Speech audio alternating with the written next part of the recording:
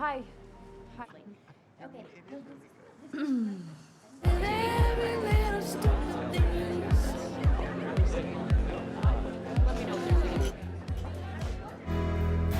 Nothing's gonna take you when we're dancing. Except the girls. Makes you feel bad for our mom. Three. You guys have a. I can't. To get a little intimidated. It was, a little too good. The Brussels sprouts. Ah, Brussels sprouts.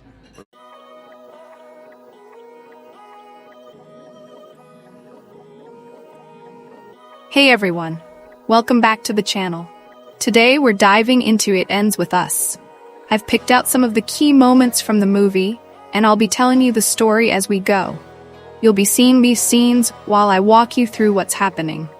Let's get started with the story. The movie opens with Lily arriving at her father's funeral.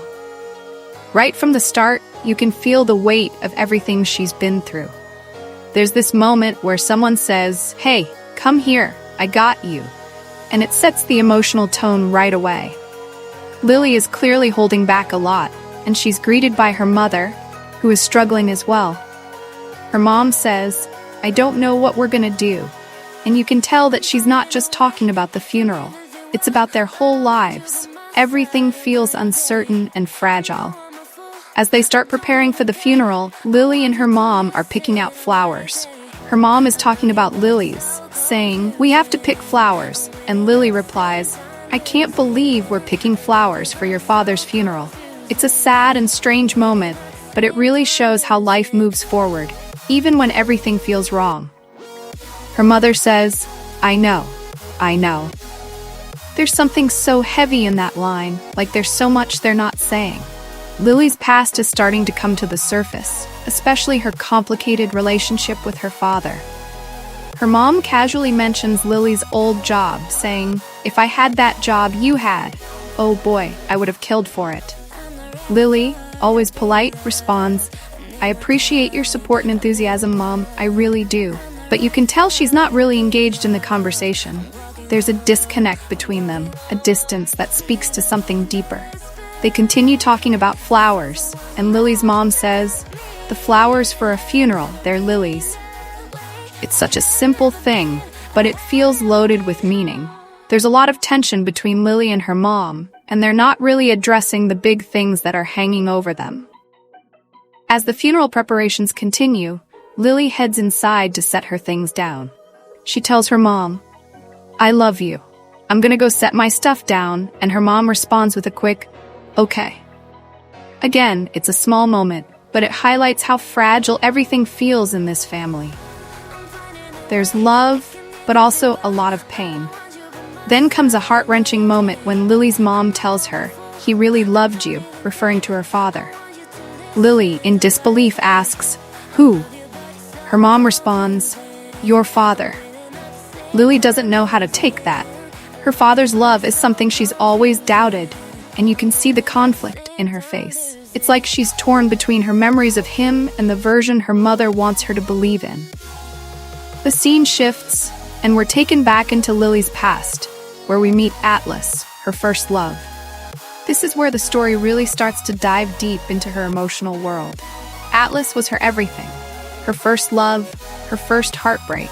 But life took them in different directions. And now, after all these years, he's back. His reappearance shakes everything up for Lily. As Lily's memories of Atlas start flooding back, we see how much he meant to her. He wasn't just her boyfriend, he was her safe place during some of the darkest times in her life. Back then, when things were tough at home, Atlas was the one who gave her hope, who made her feel seen and loved. But now, with Atlas suddenly back, it throws Lily's present into complete disarray. Lily is currently in a relationship with Ryle, a neurosurgeon who, on the surface, seems perfect. He's successful, charming, and completely devoted to her. Or so it seems. At first, Ryle and Lily's relationship looks like a fairy tale. He's everything she thought she wanted. But as time goes on, we start to see cracks in Ryle's facade.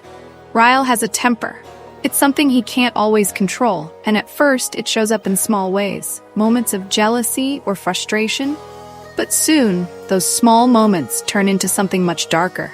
There's a scene where Ryle lashes out and you can see Lily's shock. She's not sure how to process what's happening. This is the man she loves, but he's hurting her in ways she never imagined. As Lily grapples with Ryle's behavior, she starts thinking more and more about Atlas. Atlas represents something different for her.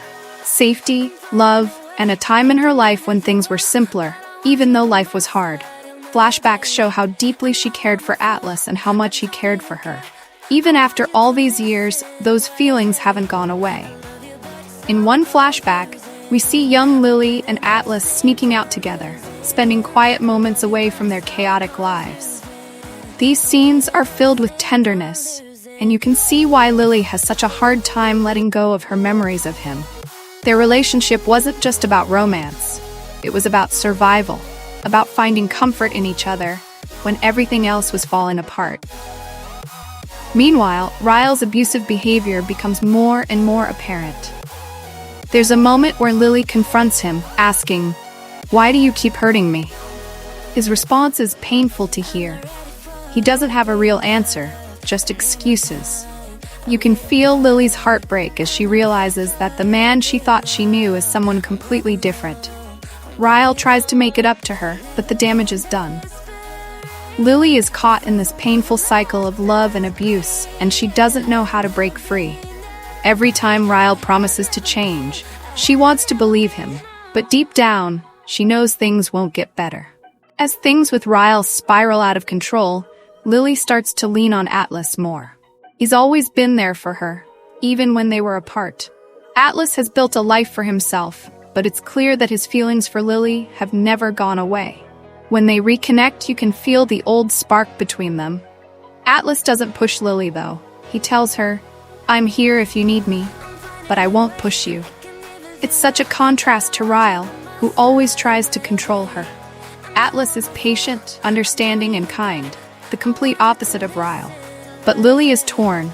She's still in love with Ryle, or at least the version of him she fell in love with. And yet she knows deep down that she deserves better. In one of the most powerful moments of the movie, Lily finally makes the decision to leave Ryle. It's not an easy choice, and you can see the pain she's going through. There's a scene where she looks in the mirror and says, "I deserve better." It's such a powerful moment because you know how much it took for her to get to that point. Leaving Ryle means letting go of the life she thought she wanted, but it also means choosing herself, her safety, her happiness, her future. In the final act of the movie, Lily and Atlas's paths cross again. Atlas is still in love with her, but he respects her space. He tells her, "I'm not going anywhere, but I need you to choose what's best for you." It's clear that he's still the same caring person he was all those years ago, and Lily is starting to realize that she deserves the kind of love he offers, one that's patient, kind, and free from fear. The movie ends on a hopeful note. Lily decides to move forward with her life, not with Ryle or even with Atlas, but on her own terms. She's no longer the girl who feels trapped by her past or by an abusive relationship. She's found her strength, and while the future is uncertain, she knows she's capable of handling whatever comes her way. So, that's the story of It Ends With Us. It's an emotional and powerful journey, full of love, heartbreak, and ultimately, self-discovery. Thanks for sticking around, and if you enjoyed this retelling, don't forget to hit that subscribe button for more movie recaps and stories like this one. See you next time.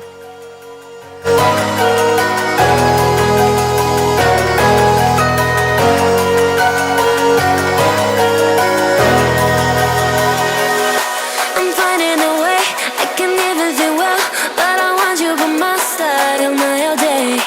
I know I'm a fool, I don't even care, I want you to listen to what I say.